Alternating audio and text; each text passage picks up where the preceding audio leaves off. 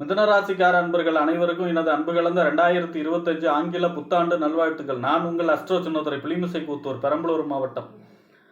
இந்த 2025ஆம் ஆண்டு மிதுனராசிக்காரர்களுக்கு எப்படிப்பட்ட பலன்கள் ஏற்படும், நடக்கக்கூடிய சாதக பலன்கள் என்ன, பாதக பலன்கள் என்ன, எந்த விஷயங்களிலே மிதுனராசிக்காரர்கள் இந்த ஆண்டு கவனமாக இருக்க வேண்டும், எந்த விஷயங்களை செய்யலாம், எந்த விஷயங்களை செய்யக்கூடாது, அதே போல இந்த 2025ஆம் ஆண்டு மிதுன ராசிக்காரர்களுக்கு அதிர்ஷ்டகரமான ஆண்டாக மாறுவதற்கு செய்யக்கூடிய வழிபாடுகள், பரிகாரங்கள்லாம் என்ன என்பதையெல்லாம் பற்றி இந்த காணொலியிலே பார்ப்போம். இது போன்ற தொடர்ந்து ஜோதிட தகவல்களை பெறவும், தமிழ் மாத ராசி பலன்களை தெரிந்து கொள்ளவும் நமது சேனல் ஆஸ்ட்ரோ சின்னதுரையை சப்ஸ்கிரைப் செய்து கொள்ளுங்கள், லைக் பண்ணுங்க, நண்பர்களுக்கு ஷேர் பண்ணுங்க. இந்த 2025ஆம் ஆண்டுங்கிறது 9ஆம் நம்பர், அதாவது செவ்வாயுடைய ஆதிக்கம் நிறைந்த வருஷம். தமிழ் வருஷத்துல கூட இது குரோதி வருஷம். இந்த குரோதி வருஷத்துடைய ராஜா செவ்வா, இதுவும் செவ்வா. அப்ப இந்த 2025ஆம் ஆண்டுங்கிறது செவ்வாயுடைய ஆதிக்கம் நிறைந்த ஆண்டு. முருகப்பெருமானுடைய வழிபாடு அதிகரிக்கக்கூடிய ஆண்டு. முருகப்பெருமான் வழிபாடு சிறக்கக்கூடிய ஆண்டு. அதே போல பூமி யோகம், அதாவது ரியல் எஸ்டேட் தொழில் செய்கிறவங்களுக்கு யோகமான வருஷம். பயிர் தொழில், பூமியால் கிடைக்கக்கூடிய ஆதாயங்கள் செய்ய, அதாவது பூமியால் கிடைக்கக்கூடிய ஆதாயங்கள், பயிர் தொழில் செய்கிறவங்க, ரியல் எஸ்டேட் செய்கிறவங்க, கன்ஸ்ட்ரக்ஷன்ஸ் ஃபீல்டில் இருக்கிறவங்க. அதே போல் பார்த்தீங்கன்னா செவ்வாய்னா இயந்திரத்தை வச்சு தொழில் செய்கிறவங்க, இயந்திரம், அதாவது இந்த வருஷமே புதிய இயந்திரங்கள் கண்டுபிடிக்கிறது, மனித சக்தியை விட இயந்திரங்களுடைய பயன்பாடு அதிகமாகக்கூடிய அமைப்பு. அதனால் வேலை இழப்புகள், லே அவுட்லாம் நடக்கக்கூடிய அமைப்பு. சாலை, அதாவது விபத்துக்காரருக்கு செவ்வாய், சாலைகளிலே கவனமாக இருக்க வேண்டும். சாலை விபத்துகள் எல்லாம் நிறைய நடக்கக்கூடிய வருஷம். பொதுவாக இந்த 2025ஆம் ஆண்டு இந்த செவ்வாயோட வருஷங்கிறதுனால செவ்வாய்னார் போர்க்காரகம், சண்டைக்காரகம், யுத்தக்காரகம். அப்போ நாடுகளுக்குள்ள எல்லை பிரச்சனை, போர் பதற்றம், அந்த மாதிரி பதட்டம் படபடப்பாகவே வச்சிருக்கக்கூடிய வருஷம் இந்த 2025.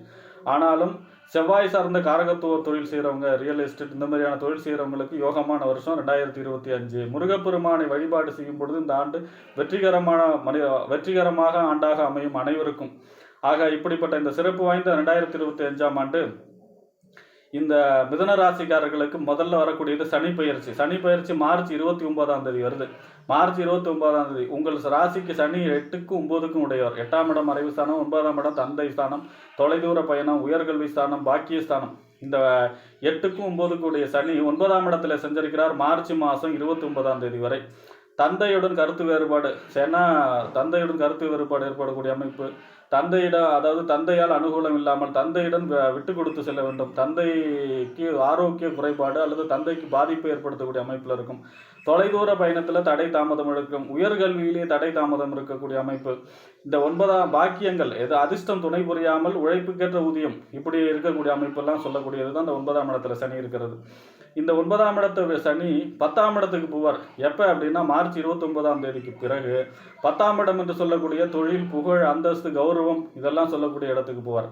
அப்போ 10ஆம் இடத்துல சனி போறார் அப்படின்னா 10ல் ஒரு பாவியாவது இருக்க வேண்டும். அதுவும் மே மாதம் வரைக்கும் ராகுவோட சேர்ந்து பயணிப்பார்.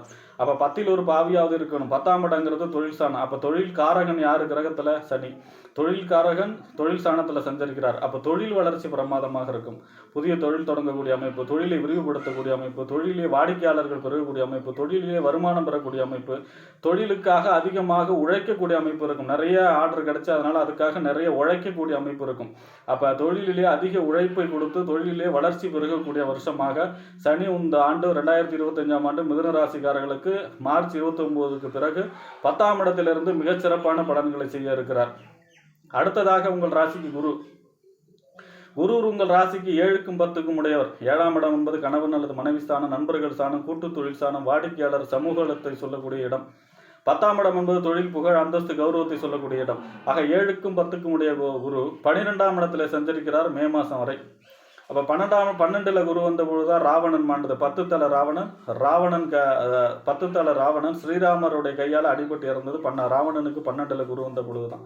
வண்டி வாகனங்களில் கவனமாக இருக்க வேண்டும். விரயங்களை கட்டுக்குள் வைக்க வேண்டும். விரயங்கள் நிறைய நடக்கக்கூடிய அமைப்பு. பணத்தை சேமிக்க முடியாத நிலை இருக்கும். குரு தான் தனக்காரகன். அவர் விரயஸ்தானத்தில் இருந்தால் தன விரயம் நிறைய நடக்கக்கூடிய அமைப்பு.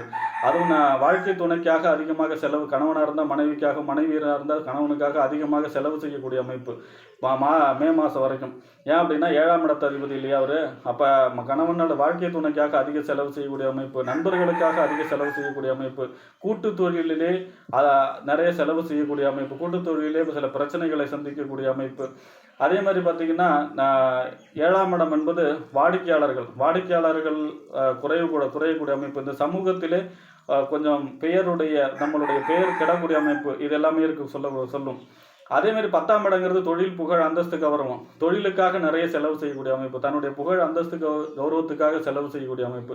ஆக செலவை குறிக்கக்கூடிய இடத்துல 12ஆம் இடத்துல இருக்கார். வண்டி வாகனங்களில் கவனமாக இருக்கணும். ஏன்னா மே மாதம் வரைக்கும் குரு 12ல் இருக்கார். அடுத்ததாக மே மாதத்திற்கு பிறகு சிறப்பாக இருக்குமானா ஜென்ம குருவாக வந்துடுவார். 7க்கும் 10க்கும் உடையவர் அதாவது ஜென்ம குருவும் சிறப்பாக, குருவுக்கு சரியான இடம் இல்லை. ஜென்மத்தில் குரு வந்த பொழுது தான் ராமர் வனவாசம் போனது, சீதை சிறை பூண்டது. அதாவது தேவையில்லாத மன அழுத்தம், பொருளாதார பிரச்சனைகளை கொடுக்கக்கூடிய அமைப்பு. அதே மாதிரி பார்த்திங்கன்னா ஜென்ம குரு நடக்கும் பொழுது நல்லா போயிட்டு இருக்கிற விஷயத்தில் கூட ஒரு சந்தேக புத்தி வரும். மனசு தெளிவில்லாமல் இருக்கும். மனசில் எப்போவுமே குழப்பமான மனநிலையிலே இருந்துக்கிட்டு இருக்கும். அதான் ஜென்ம குருவுடைய பலனாக இருக்கும். தூக்கம் இல்லாமல், அதாவது அதே போல் அரசு சம்பந்தமான அனுகூலங்கள், ஆதாயங்கள்லாம் கிடைக்க முடியாமல், பொருளாதார சம்பந்தமான தடை ஏற்படக்கூடிய அமைப்பு. கை கெட்டுனது வாய் கெட்டுன்னு சொல்கிறாங்க இல்லையா, கடைசி கட்டத்தில் நமக்கு அந்த பலன் இல்லாமல் போயிடுச்சு. அந்த மாதிரியான அமைப்பெல்லாம் சொல்லக்கூடியது தான் ஜென்ம குருவுடைய பலன். அப்போ 7ஆம் இடத்து அதிபதி ராசியில் வந்தால் கணவன் மனைவிக்குள்ளே விட்டு கொடுத்து செல்ல வேண்டும், நண்பர்களிடம் விட்டு கொடுத்து செல்ல வேண்டும். அதே போல் வாழ்க்கை துணையிடம் விட்டு கொடுத்து செல்ல வேண்டும். கூட்டு தொழிலே கவனமாக இருக்க வேண்டும். தொழில் சம்பந்தமான விஷயங்களை நிறைய செலவு செய்யக்கூடிய அமைப்பும் சொல்லப்படுகிறது.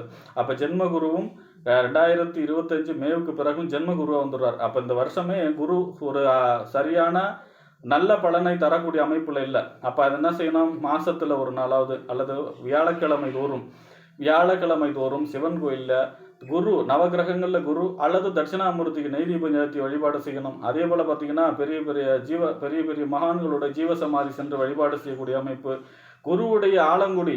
குருவுடைய பரிகார ஸ்தலம் ஆலங்குடி சென்று வியாழக்கிழமையிலே மஞ்சள் பட்டெடுத்து சாத்தி வழிபாடு செய்யும் பொழுதும் குரு இந்த வருடம் உங்களுக்கு நன்மையான பலன்களை தருவார். அடுத்ததாக உங்கள் ராசிக்கு அதாவது உங்கள் ராசிக்கு கேது 4ஆம் இடத்துல இருக்கிறார். எது வரைக்கும்னா மே மாதம் தான் ராகு கேது பயிற்சியும். அப்போ 4ஆம் இடங்கிறது என்ன, வீடு, வண்டி, வாகனம், மனை, தாயார், சொத்து, சுகஸ்தானம். வாகனங்களிலே அடிக்கடி பழுது ஏற்படக்கூடிய அமைப்பு. தாயாருடைய ஆரோக்கியத்திலே அக்கறை செலுத்த வேண்டும் மே மாதம் வரைக்கும். அதே மாதிரி பார்த்தீங்கன்னா வீடு, நிலம் சம்பந்தமான பிரச்சனைகளை கொடுக்கக்கூடிய அமைப்பெல்லாம் இருக்கும். தன்னுடைய சுக சௌகரியங்கள் பாதிக்கப்பட்டு தூக்கமின்மையை கொடுக்கும். அப்போ 4ஆம் இடத்துல இருக்கிற கேது 3ஆம் இடத்துக்கு வருவார். எப்போ வருவார், மே மாதத்திற்கு பிறகு. பொதுவாக ராகு, கேது இந்த கிரகங்கள்லாம் 3, 6, 10, 11 நன்மைகளை செய்யும். அந்த வரிசையில் 3ஆம் இடத்துல கேது வரும் பொழுது வெற்றி. அதாவது 3ஆம் இடங்கிறதே வெற்றி ஸ்தானம். 3ஆம் இடங்கிறது இளைய சகோதர ஸ்தானம். 3ஆம் இடங்கிறது ஒப்பந்தம், கையெழுத்து, தைரியம், வீரியம் இதெல்லாம் சொல்லக்கூடிய இடம் 3ஆம் இடம். நம்ம ஃபஸ்ட்டு எடுக்கக்கூடிய முயற்சி 3ஆம் இடம். அப்போ 3ஆம் இடத்துல கேது இருக்காருன்னா எடுத்த காரியத்திலே வெற்றி. கேதுவுடைய அதிதேவதை யார் அப்படின்னா விநாயகரை தான் எந்த ஒரு செயல் தொடங்குறதுக்கு முன்னாடி நம்ம வழிபாடு செய்வோம். அப்போ இந்த விநாயகரை வழிபாடு இந்த வருடம் விநாயகரை வழிபாடு மே மாதத்திற்கு பிறகு விநாயகர் வழிபாடு செய்யும் பொழுது எடுத்த காரியம் எடுத்த உடனே அந்த தடை இல்லாமல் உடனடியாக நடக்கக்கூடிய அமைப்பு 3ஆம் இடத்துல கேது இருக்கும் பொழுது. இளைய சகோதரிடம் விட்டு கொடுத்து செல்ல வேண்டும். ஒப்பந்தம், கையெழுத்திலே கவனமாக இருக்க வேண்டும். மற்றபடி எடுத்த காரியம் அனைத்தும் வெற்றி பெறக்கூடிய அமைப்பாகவே 3ஆம் இடத்துக்கு கேது நற்பலன்களை, தைரியத்தை கொடுக்கும். எதா இருந்தாலும் பார்த்துக்கலாம் அப்படிங்கிற ஒரு தைரியத்தையும் வீரியத்தையும் கொடுக்கக்கூடிய அமைப்பாக இருக்கும் 3ஆம் இடத்துல கேது இருக்கும் அந்த மே மாசத்திற்கு பிறகு. அடுத்ததாக உங்கள் ராசிக்கு ராகு 10ஆம் இடத்துல செஞ்சிருக்கிறார் மே மாதம் வரைக்கும். மேவுக்கு பிறகு உங்கள் ராசிக்கு 9ஆம் இடத்துல செஞ்சிருக்கிறார். 9ஆம் இடம் என்பது 10ஆம் இடத்துல ராகு இருப்பது யோகம்தான். தொழில் சம்பந்தமான வளர்ச்சி. ராகு எதையுமே பிரம்மாண்டப்படுத்தும், பெரிதுபடுத்தும், வளர்ச்சியை கொடுக்கக்கூடிய அமைப்பு. அப்போ 10ஆம் இடத்துல ராகு இருக்கும்போது தொழில் சம்பந்தமான தனக்கு புகழ், அந்தஸ்து, கௌரவம், தொழில் வளர்ச்சியை கொடுக்கக்கூடிய அமைப்பில் இருக்கும் மே மாதம் வரை. மே மாதத்திற்கு பிறகு 9ஆம் இடத்துல வரக்கூடிய ராகு வெளிநாடு சம்பந்தமான முயற்சிகளை வெற்றி கொடுக்கும். ஏன்னா 9ஆம் இடங்கிறது தந்தை ஸ்தானம், பாக்கியஸ்தானம், உயர்கல்வி ஸ்தானம், தொலைதூர பயணம். அப்போ வெளிநாடு போகக்கூடிய அமைப்பு, வெளிநாட்டிலே நல்ல வேலை, நல்ல விசா, அதே போல் நல்ல சம்பளம், தன்னுடைய உயர்கல்வி உயரக்கூடிய அமைப்பு, அந்த கல்விக்கு ஏற்ற வேலை கிடைக்கக்கூடிய அமைப்பு, அந்நியர்களால் ஆதாயம் பெறக்கூடிய அமைப்பு, பாக்கியம், அந்நியர்களால் அதிர்ஷ்டம் கிடைக்கக்கூடிய அமைப்பு, பாக்கியம் கிடைக்கக்கூடிய அமைப்பு. தந்தையுடைய ஆரோக்கியத்தில் மட்டும் அக்கறை தேவை. மற்றபடி வெளிநாடு சம்பந்தமான முயற்சிகள் கைகூடி வெளிநாடு சம்பந்தமான அனுகூலங்கள் பெறக்கூடிய அமைப்பு. ஏற்றுமதி இறக்குமதி தொழில் செய்யக்கூடியவங்களுக்கு யோகம். அதே மாதிரி டிரான்ஸ்போர்ட், கனரக வாகனம் செய்ய தொழில் செய்பவர்களுக்கு யோகமான காலம்.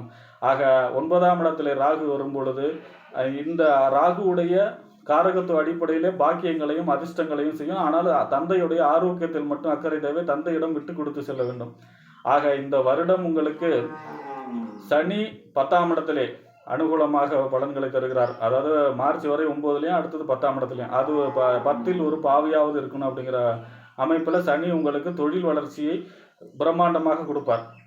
அடுத்ததாக வெளிநாடு சம்பந்தமான ராகு வெளிநாடு சம்பந்தமான முயற்சிகள், வெளிநாடு சம்பந்தமான பாஸ்போர்ட், விசா, வெளிநாடு சம்பந்தமான தொழில் செய்கிறவங்க, அந்நியர்கள் ஆதாயம், உயர்கல்வி பெறக்கூடிய அமைப்பு, அந்த கல்விக்கு ஏற்ற வேலை கிடைக்கக்கூடிய அமைப்பு, அரசு சம்பந்தமான உத்தியோகம் கிடைக்கக்கூடிய அமைப்பு எல்லாம் மிகச்சிறப்பாக இருக்கும் ராகு 9ஆம் இடத்தில் சஞ்சரிக்கும் பொழுது.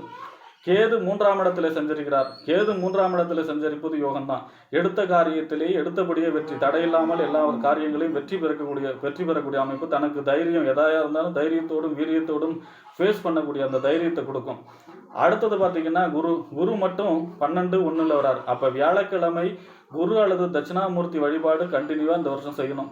அதே மாதிரி பார்த்தீங்கன்னா ஒரு தடவையாவது ஆலங்குடி போய் வியாழக்கிழமையில பேர் நட்சத்திரம் சொல்லி அர்ச்சனை பண்ணிட்டு வரும் பொழுது இந்த ஆண்டு 2025ஆம் ஆண்டு மிதுன ராசிக்காரர்களுக்கு வெற்றிகரமான ஆண்டாக அமையும் என்று கூறி விடைபெறுகிறேன். நன்றி, வணக்கம்.